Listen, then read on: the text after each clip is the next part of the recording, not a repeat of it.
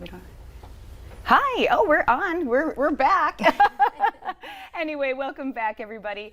We're here with a couple friends from Devil's Lake. You made it down last night, and we're here to talk about healthcare up in Devil's Lake. So we have Dr. Fodi and Amber Stokey from the Devil's Lake Clinic. Welcome to you both. Thank you. Thanks for having us. Absolutely. So first of all, we want to talk about the current healthcare status there in Devil's Lake. Yes, so right now we provide service to a community of about 7,011 surrounding counties. We provide clinic services and outreach services in our facility, and we are also joined by a hospital that is right next door to us that isn't an Altru facility, but that we work with very closely. Okay, and really, I mean, there's one clinic and hospital in Devil's Lake, right? And there's a huge benefit to that.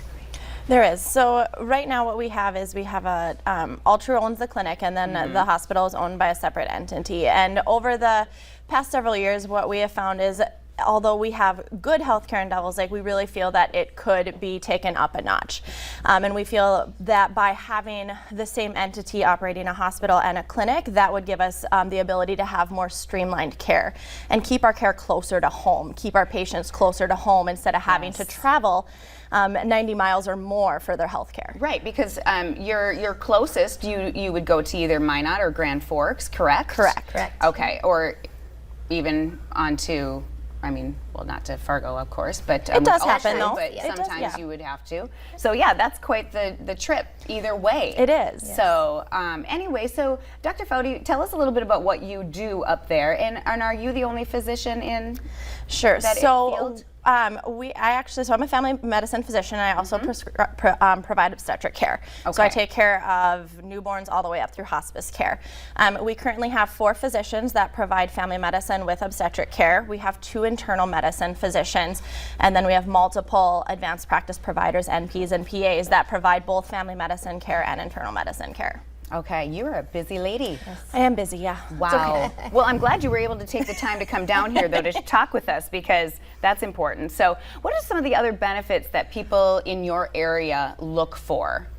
So in our area, because of the distance, as you had spoke of, it is important to be able to get good care close to home. So having those specialty services available to them in Devil's Lake, cardiology, dermatology, things of those sorts, and not having to worry about having how they're going to get somewhere or how their family is going to be able to provide support to them in a different facility. So we want to bring all of that back to Devil's Lake and give them what they need. Yeah, and what is your ultimate goal in getting, information out and all of that? What's your mission here? So our mission is to not only come up with a plan as an Altru facility, but to come up with a plan that involves our community. So we have a community committee that we have put together with key stakeholders in our city that we are meeting on a monthly basis to come up with ideas as a whole, not just what we want, not just what they want, but as a combined force to make sure that we get what everyone needs close to home.